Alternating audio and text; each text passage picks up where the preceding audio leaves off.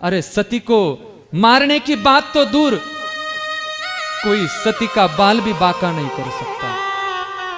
किसने मारा मेरी सती को? किसकी मृत्यु उसको बुला के ले आई है मेरे पास? किसकी अकाल बुला के लेके आया है उसको मेरे पास? किसने मारा मेरी सती को? बाबा, सती माता जो है ना, यज्ञ में गई थी। बाबा, आपने कहा था कि मत जाओ सती, मत जाओ, मत जाओ, लेकिन सती ने नहीं माना बाबा, माता ने नहीं माना बाबा। और माता यज्ञ में चली गई। और यज्ञ में आने के बाद सती माता अपने बहन को बोलने लगी, मैं तेरी बहन सती आई हूं, मैं तेरी बहन सती आई हूं। माता को बहनों ने तक कुछ नहीं बोला। मौसी को मिली तो मौसी ने भी कुछ नहीं बोला। जब सती माता को कोई भी कुछ नहीं बोला, किसी ने भी कोई आदर नहीं किया, किसी ने भी कोई सत्कार नहीं किया, किसी ने भोजन के बारे में नहीं पूछा, किसी ने पानी पीने के बारे में नहीं पूछा, किसी ने बैठने के लिए आसन भी नहीं दिया ना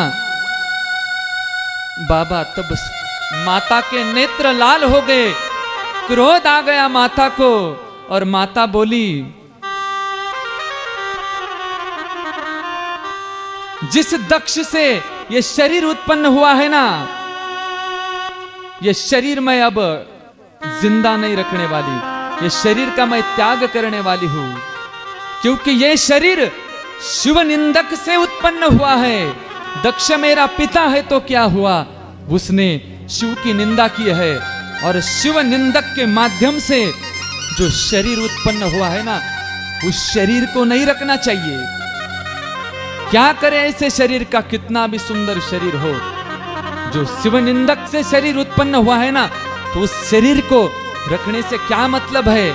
ऐसा सती माता बोल रही थी बाबा। फिर क्या हुआ रे नंदी बाबा? फिर सती माता ने अपने शरीर में अग्नि को प्रज्वलित किया, और सती माता ने अपने देह का त्याग कर डाला। उस यज्ञ मंडप में सती माता मरणासन्न हो गई, त्याग कर दिया। कलेवर खाली पडलं सती मातेचं, धडाम दिशी कलेवर पृथ्वीवरती पडलं। शंकराला ज्या वेळेस नंदीनं बातमी सांगितली ना, त्यावेळेस क्रोध आला माझ्या शंकराला, आणि क्रोधाच्या आवेशामध्ये येऊन आपली जटा उपटली, वीरभद्राला प्रगट केलं, आणि वीरभद्राला सांगितलं की वीरभद्रा, जा यज्ञाच्या त्या दक्षाच्या यज्ञ मंडपामध्ये, जा उस दक्ष के यज्ञ मंडप में। बाबा, क्या हो गया मुझे बताओ तो सही पहले। वीरभद्र बोला, बाबा क्या हो गया ऐसा, मुझे बताओ पहले। अरे सुन, तेरी माता थी ना जो सती, उस सती माता का उस दक्ष ने अपमान किया, और अपमान उसे सहन नहीं हुआ, और तेरी माता ने अपने प्राणों का बलिदान दे दिया, प्राणों का त्याग कर दिया। रे रड़ाई लागला वीरभद्र, बाबा किसने मारा मेरी माता को? मैं जिंदा नहीं छोड़ूंगा उसे। इस दुनिया में एक ही तो माता थी मेरी, जिसका नाम है सती, और वो पापी दक्ष मेरी माता को छीन के ले गया, मेरी माता को छीन के ले गया। बाबा, आप तो है, आप पिता तो है हमारे बाबा, लेकिन एक पुत्र जो होता है ना बाबा, अपनी माता के बगैर नहीं रह सकता बाबा, अपनी माता के बगैर नहीं रह सकता। बाबा, कुछ तो ऐसी योजना बना लो कि जिससे मेरी सती माता लौट के आ जाए बाबा, जिससे मेरी सती माता लौट के आ जाए। वीरभद्र रड़ाने लगला। वीरभद्र, अब यह समय शोक करने का नहीं है रे, शोक तो मुझे भी हुआ है, दुख तो मुझे भी हुआ है।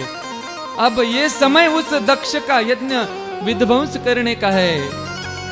बाबा चिंता मत करो आप, जिसने भी मेरी माता को मारा है ना, उस हत्यारों को मैं जिंदा नहीं छोड़ूंगा। भाग के चला गया वीरभद्र, बहुत गण साथ लेके चला गया। नंदी तो पहले से ही वही था, जो बचे हुए बाकी गण थे उन सबको लेके चला गया वीरभद्र। और जब सब गण दक्ष के यज्ञ में आ गए, वीरभद्र ने जितने ऋषि थे उनको भगा डाला, दक्ष का सिर कलम कर डाला। इस प्रकार सारे यज्ञ का विध्वंस करके लौट के भोले बाबा के पास आ गए। भोले बाबा किती कृपाळू आहेत पहा। शंकरजी एकदम शांत बसले कैलाश पर्वतावरती। पत्नीला मारलं होतं स्वतःच्या, विसरून गेले। दक्षाला त्या ठिकाणी ज्यावेळेस शिरच्छेद त्याचा करण्यात आला, त्यावेळेस तो देखील धरणीवरती पडला। सती मातेचा प्राणत्याग झाला। दक्षाच्या यज्ञ मंडपातील सर्वजण म्हणाले, अरे आपण फार मोठी चूक केली, आपण सतीचा अपमान करायला नव्हता पाहिजे।